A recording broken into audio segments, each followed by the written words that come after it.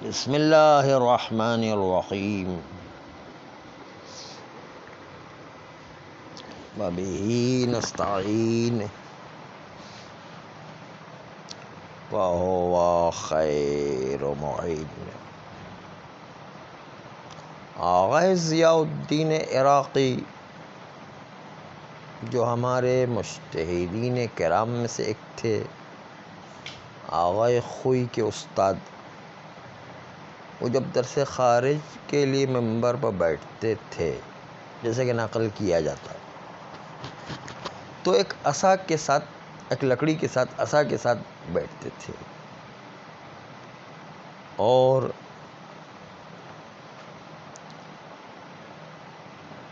ظاہراً بڑے غصے والے تھے۔ ایک دفعہ ایک مطلب پیش کیا اور غصے کی وجہ سے وہ کہتے تھے میں مرجع نہیں بن سکتا، میں تو کیونکہ بہت غصے والا ہوں۔ وہ خود بھی کہتے ہیں میں مرجع نہیں بن سکتا ہوں، کیونکہ غصہ جو ہے اس کو کنٹرول کرنا پڑتا ہے، بہت سارے مسائل ہوتے ہیں۔ تو ایک دن جو ہے وہ جب درس دے رہے تھے، خود بھی ان کے شاگرد تھے، تو ان کے سامنے ایک آغازادہ جو ہے، جو مرجع کا بیٹا جو ہے، آ کر کے بیٹھتا تھا۔ تو مرجع کا بیٹا آغازادہ ہے، اس لیے ان کے نخرے بھی زیادہ ہوتے ہیں، جیسے بادشاہوں کے بیٹے جو ان کے نخرے زیادہ ہوتے ہیں، امیروں کے بیٹے اس کے۔ تو اینک کو پتہ نہیں کیا کیا دستگاہیں اور مختلف جو ہے چیزیں وہ پہنی ہوئی تھی اس نے۔ ایک مرتبہ آغا ضیاء نے ایک مطلب پیش کیا، اور پھر اس کے بعد وہ مطلب جو پیش کیا تو وہ آغازادہ نے اعتراض کیا کہ آغا آپ نے چند دنوں پہلے ہی اس کا بالکل الٹا مطلب بیان کیا تھا، آج وہ مطلب بیان کیا۔ تو ایک ایسا لگا کہ تمہارا امامت خبر تو خاموش ہو جاؤ۔ تو بیچارے کے اینک بھی ٹوٹ گئے بیچارے کی۔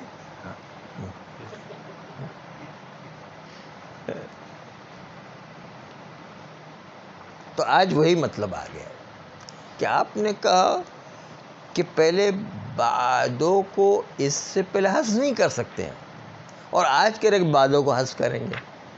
یہ ڈبل ڈبل پالیسی کیا اختیار کر، تو یہ جو ہے اینک توڑنے والی بات ہے۔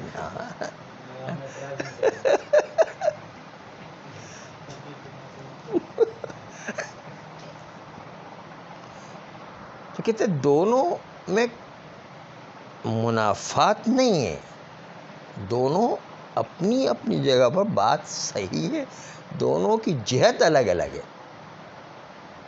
وہ جو ہم بعدوں کو حذف کرنے کو منع کر رہے تھے، اس لیے کہ بعدوں کے حذف کرنے کے نتیجے معنی خراب ہو جاتا ہے، اس لیے ہم منع کر رہے تھے۔ لیکن یہاں پر ہم جو بعدوں کو حذف کرنے کی بات کریں، معنی خراب نہیں ہوگا، معنی ایسے ہی بالکل اپنی جگہ پر صحیح رہتا ہے، تو وہاں پر حذف کیا جاتا ہے۔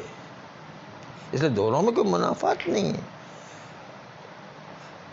تناقض کے لیے 8 شرطیں ہوا کرتی ہیں، 8 چیزوں میں وحدت کی ضرورت ہوا کرتی ہے۔ یہاں وحدت جہت نہیں ہے، جہت دونوں کے الگ الگ ہے۔ ایک جہت میں معنی خراب ہوتا ہے، ایک جہت میں معنی خراب نہیں ہوتا ہے۔ تو جہاں معنی خراب نہیں ہوتا ہے وہاں پر بعدوں کا حذف کریں گے، جہاں معنی خراب ہوتا ہے وہاں پر بعدوں کا حذف نہیں کریں گے، دونوں میں فرق ہے۔ یہ جو ہے آغا نے بھی کہا کہ اس وقت وہ کچھ معنی اور تھا، یہاں پر کچھ معنی اور ہے، اس لیے دونوں میں کوئی منافات نہیں ہے یہاں۔ تو پہلی بات تو یہ۔ آئیے اب اصل بات پر چلیں گے۔ فرماتے کہ ہم نے آپ سے کہا کہ تقدیر میں بعدوں کا رکھیں گے، اس سے پہلے بعدوں کا حذف کیا گیا ہے، کل جو ہے بات آئی تھی، یعنی اس سے پہلے بعدوں کو تقدیر میں رکھیں گے، یعنی بعدوں کا حذف کیا گیا، اور اس کو یوم کے لیے بدل قرار دیا ہے۔ جو کل کہا تھا نا، کہ یہ جو بعدوں کا حذف کرنے والی بات کہی کل کے درس میں، وہ مخالف نہیں ہے اس چیز میں جو ہم پہلے کہہ چکے ہیں کہ بعدوں کا حذف نہیں کر سکتے ہیں۔ وہاں پر جو کہا بعد از ہدیتنا، ربنا لا تزغ قلوبنا بعد اذ ہدیتنا، پروردگارہ ہمیں دلوں میں کجی نہ آنے دے ہدایت کے بعد۔ تو وہاں پر بات کے معنی کو حذف نہیں کر سکتے، کیونکہ بعد از ہدایت، ہدایت کے بعد کا معنی حذف نہیں کر سکتے ہیں، کیونکہ بعد کا معنی حذف کر دیں گے تو یہ جو ہے وہ تو ہدایت تو آ چکی ہے، پھر کجی کا معنی نہیں آنا چاہیے۔ تو یہ بعد کا لفظ اگر حذف کر لیں تو ہدایت کے پہلو میں کجی کا مطلب تو نہیں ہے، کہتے کجی کے بعد ہدایت سے ہمیں منہ نہ موڑنے دینا، ہدایت کے بعد ہمیں کجی پیدا نہ ہونے دینا۔ دونوں میں فرق کرنے کے لیے بعد کا لفظ ضروری ہے، ورنہ معنی خراب ہو جائے گا۔ لیکن یہاں پر جو ہم معنی کر رہے ہیں بعد اذ ظلمتم، اس کے بعد کہ جب تم نے ظلم کیا ہے، وہاں پر اذ ظلمتم میں کیونکہ تم ظلم کر کے آئے ہو، اس لیے تمہیں اب بہانہ یہ فائدہ نہیں دے گا کہ تم یہ کہو کہ بھائی ان لوگوں نے ہمیں گمراہ کر دیا ہے، یعنی ان لوگوں نے گمراہ کر دیا جب انہوں نے ظلم کیا تھا، اس لیے ہمیں گمراہی پیش آ گئی اور عذاب میں شریک ہو گئے ہیں۔ تو پر بعدوں کو حذف کر دیں تو معنی میں تبدیلی نہیں ہوگی، معنی وہی کا وہی رہے گا۔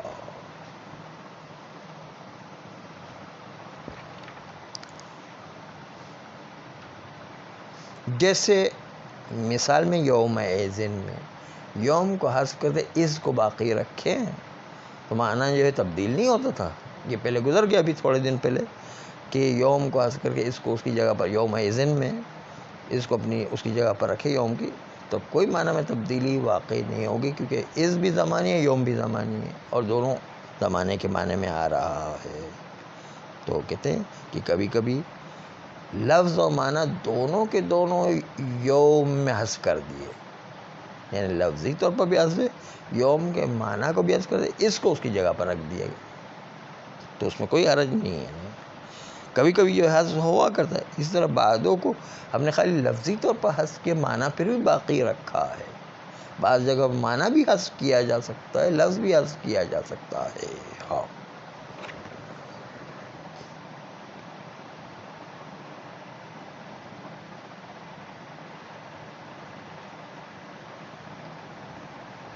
لیکن اگر ہم اس کو بدل نہ قرار دیں، تعلیل اس کو علت کے معنی میں لے کے اس کو علت کے معنی میں فرض نہ کی، اس علت کا معنی تھا جب جو ہے حرف علت لام کے معنی میں آتا تھا، جب ہم جو ہے اس کو لام علت کے معنی میں نہ مانیں تو پھر اس کو لام علت کے نہ ماننے کی صورت میں انا اور انا کا جو صلہ اسم و خبر ہے، انا تعویل مصدر ہو کر فاعل لن ینفعکم کے لیے فاعل قرار دیں، اس وقت جو ہے یہ لم ینفعکم کے لیے فاعل قرار دیں، کیا ہو جائے گا؟ لن ینفعکم اشتراککم فی العذاب، تو یہ فاعل بن جائے گا، فاعل۔ لیکن اگر ہم نے اس کو علت مانا تو پھر یہ فاعل بنتا ہے، لیکن اگر اس کو علت نہ مانا تو پھر فاعل کچھ اور بنے گا، اس کو علت نہیں مانا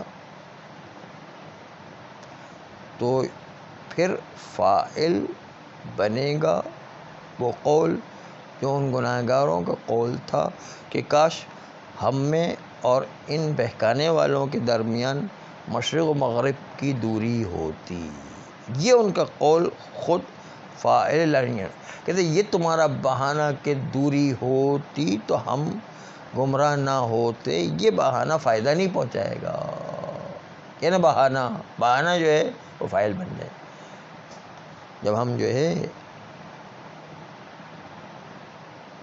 یا فاعل قرین بن جائے، قرین ساتھ میں ہونا، یہ تمہارا ساتھ میں ہونے والا بہانہ فائدہ نہیں پہنچائے گا، نہیں، یہ فاعل بن سکتا ہے قرینہ معنویہ کی وجہ سے، یا یہ قول ان کا جو خود آئے قرآن میں آئے کہ کاش ہم میں اور ان میں مشرق و مغرب کی دوری ہوتی، تو دو میں سے کوئی ایک فاعل بنائے، اور ان دونوں میں سے ایک کو فاعل بنانا یعنی دوری والا اور قرین والا، یہ دو فاعل بنانے پر دلیل ہے اس بات کی کہ شاہد اس بات پر، قرینہ موجود ہے اس بات پر کہ انکم کو بعض لوگوں نے کسرے کے ساتھ پڑھا ہے، انکم نہیں پڑھا ہے، انکم پڑھا۔ انکم دلیل ہے کہ اب تاویل مصدروں کے فاعل یہ نہیں بن سکتا ہے۔ فاعل کب بن رہا تھا؟ جب اس کو علت کے معنی میں رہتے ینفعکم کے لیے جو ہے فاعل قرار دے رہے تھے، لیکن جب جو ہے ہم نے انکم پڑھا تو یہ فاعل بننے کی صلاحیت جملہ ہے، اب تو جملہ مستقل، جملہ مستانفہ قرار دیں گے، اور اس کے لیے فاعل کیا قرار دیں گے؟ وہی بہانہ، بہانہ دو ساتھ میں ہونا، اور یہ کاش کہ ہم میں اور اس میں دوری ہوتی، ان دونوں کو فاعل بنائیں گے۔ انکم کو کسرے کے ساتھ پڑھنا تو بعض قراءت میں آیا ہے، یہ خود دلیل ہے اس بات کے اوپر کہ انکم کا، انکم جو ہے وہ فاعل نہیں ہے بلکہ بہانہ فاعل ہے یا قرین ہونا فاعل ہے۔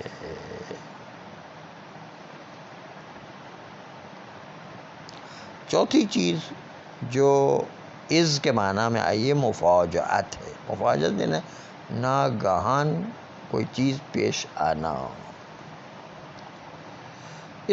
اس کا مفاجأت کے معنی میں آنا، اس کو سیبوئی نے نص قرار دیا ہے،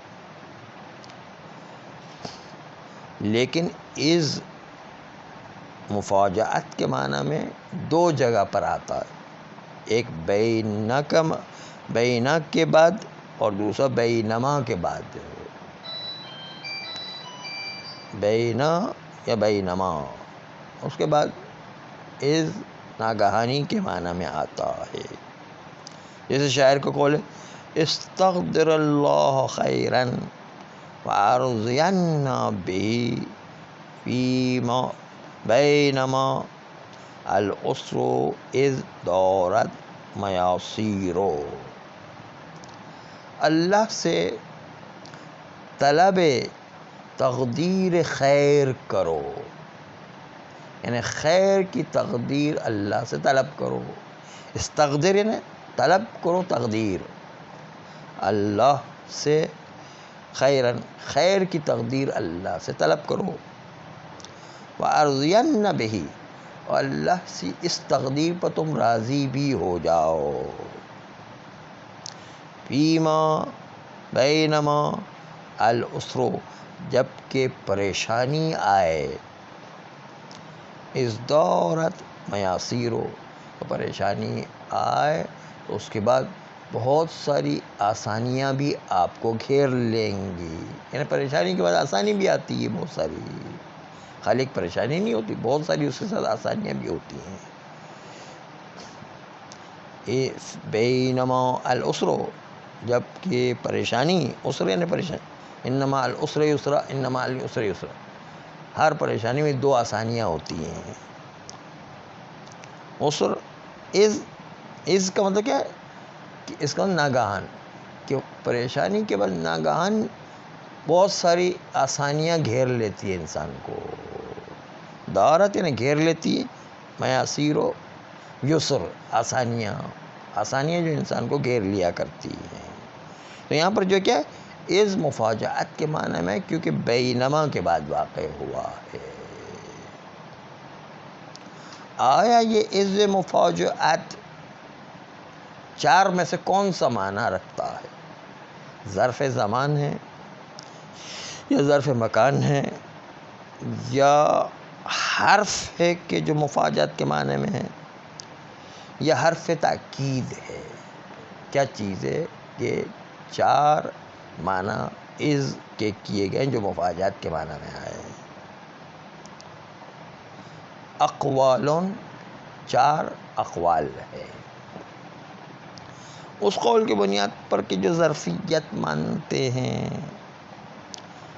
اس میں ابن جنی یہ کہتے ہیں کہ از مفاجأت ظرف زمان بھی ہے، اور اس از پر عامل جو اس ظرف اسمی کو مفعول فی کی بنیاد پر نصب دینے والا عامل جو ہے وہ فعل ہے جو از کے بعد ہے، یعنی دارت جو والا فعل ہے اس نے اس کو مفعول فی کی بنیاد پر نصب دیا ہے،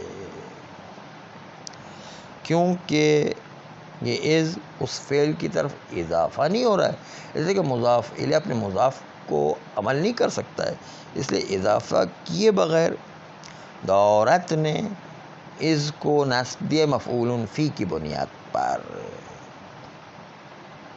اور بیننا اس کا عامل وہ محذوف ہوتا ہے کہ جس کو فعل مذکور تفسیر کرتا ہے، یعنی دورت مذکور بینما سے پہلے ایک اور دارت تقدیر میں ہے جو بینما کو نصب دیتا ہے۔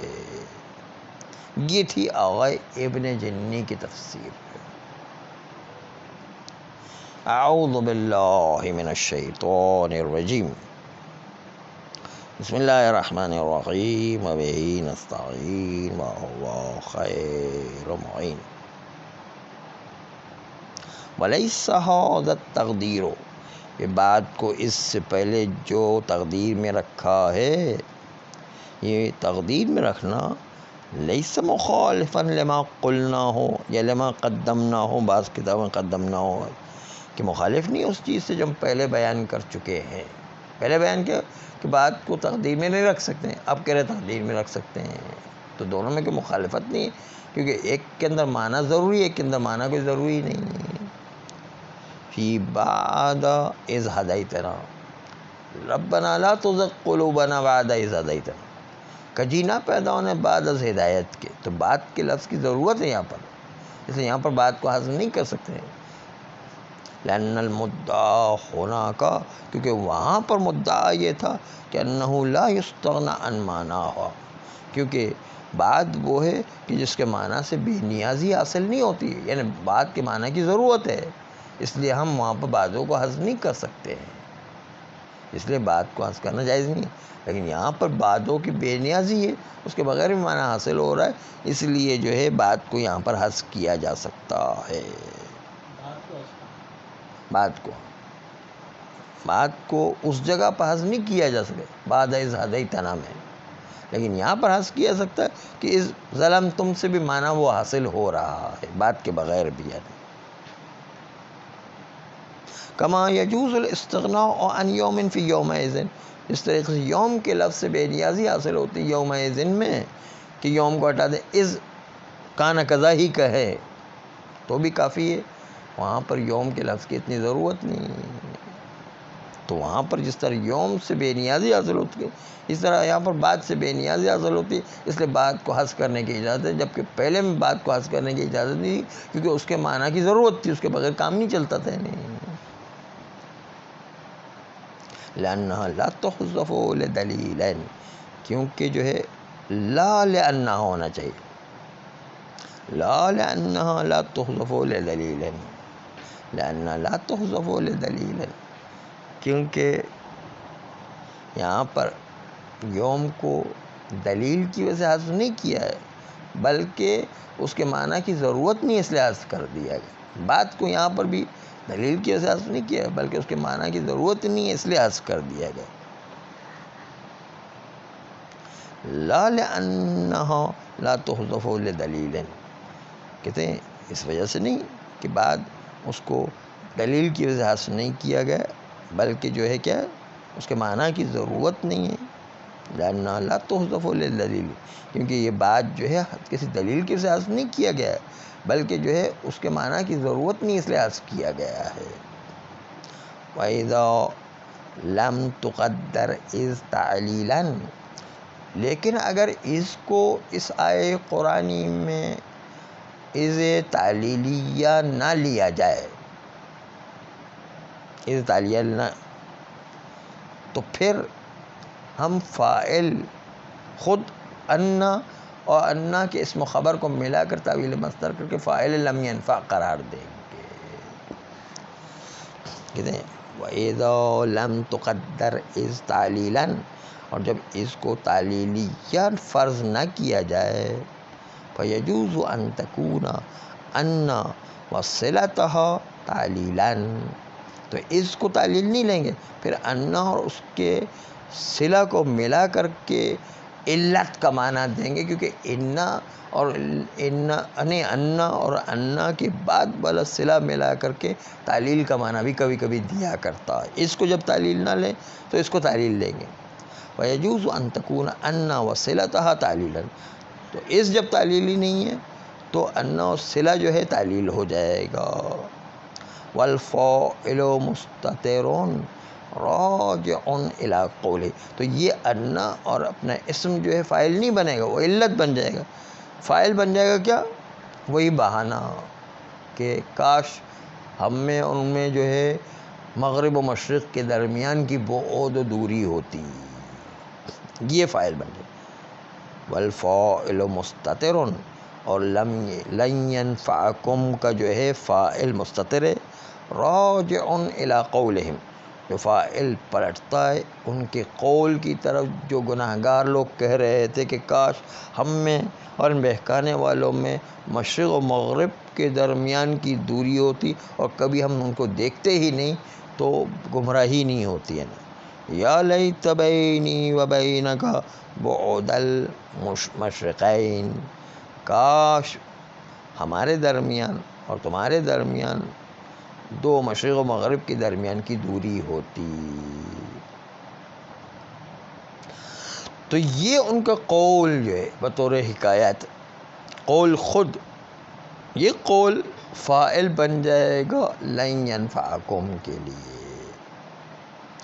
او الی القرین، یا فاعل جو مستتر رجوع کرے گا قول کی طرف یا قرین کی طرف. قرین یعنی یہ دونوں جو ہے ساتھ ہو گئے، قرین یعنی دونوں ساتھ ہو جانا.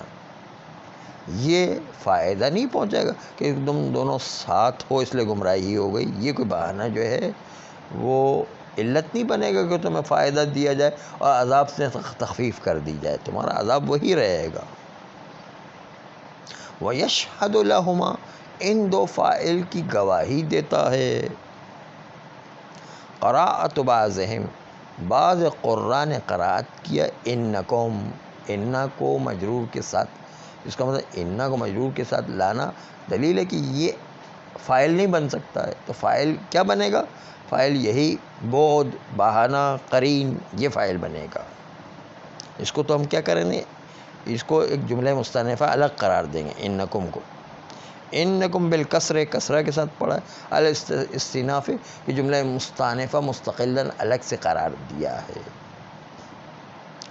والرابع ان تکون للمفاجأۃ، چوتھا معنی اس کا یہ کہ مفاجات کے معنی میں آتا ہے.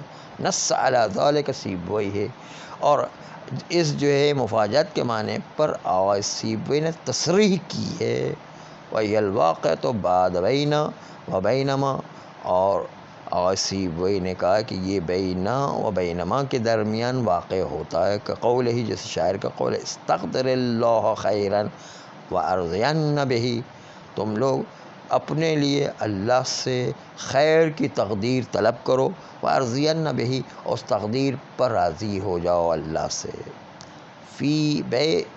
فبینما العسر، جب کہ پریشانی، ازدارت میسرو، ناگہان پریشانی میں بہت ساری آسانیاں گھیر لیا کرتی ہیں. دارت یعنی گھیر لیتی، میسر نے آسانیاں، جب پریشانی ہوگی تو بہت ساری آسانیاں بھی گھیر لیتی ہیں. وَهَلْ هِيَ ظرف مکان او زمان، آیا یہ از مفاجات ظرف مکان ہے یا ظرف زمان ہے. او حرف بمعنی المفاجات، یا یہ از جو ہے مفاجات کے معنی میں حرف ہے. او حرف تاکید، یا حرف تاکید ہے. ای زائدون، یا حرف زائد تاکید ہے. اقوال، چند اقوال ہے. علی القول بالظرفیت، اس قول کی بنیاد پر کہ اس کو ظرفیت کا معنی دیں. وقال ابن الجنی، ابن جنی نے کہا عاملها، از کا عامل، از جب کہ وہ ظرفیت کے معنی میں لیں تب اس کا عمل الفعل، ہاں دونوں کہ اس کا عمل جو ہے الفعل فعل ہے. کون سا فعل؟ الذی بعدہا، وہ فعل کہ جو اس کے بعد دارت والا فعل ہے، وہ اس کو عمل دیتا ہے اور مفعول فی قرار دیتا ہے. لأنہ غیر مضافۃ الیہ، کوئی آ کر کہے کہ اس تو اپنے بعد والے جملے کی طرف اضافہ ہوتا ہے، کہتے نہیں، ابن جنی کے نزدیک اضافہ نہیں ہوا ہے اور وہ مضاف الیہ نہیں بنا ہے، ورنہ تو مضاف الیہ اپنے مضاف میں عمل نہیں کر سکتا ہے. لیکن یہاں پر اضافہ نہیں ہے اور اضافہ نہ ہونے کی بنیاد پر دارت از کے اندر عمل کر کے مفعول فی کی بنیاد پر منصوب قرار دیتا ہے.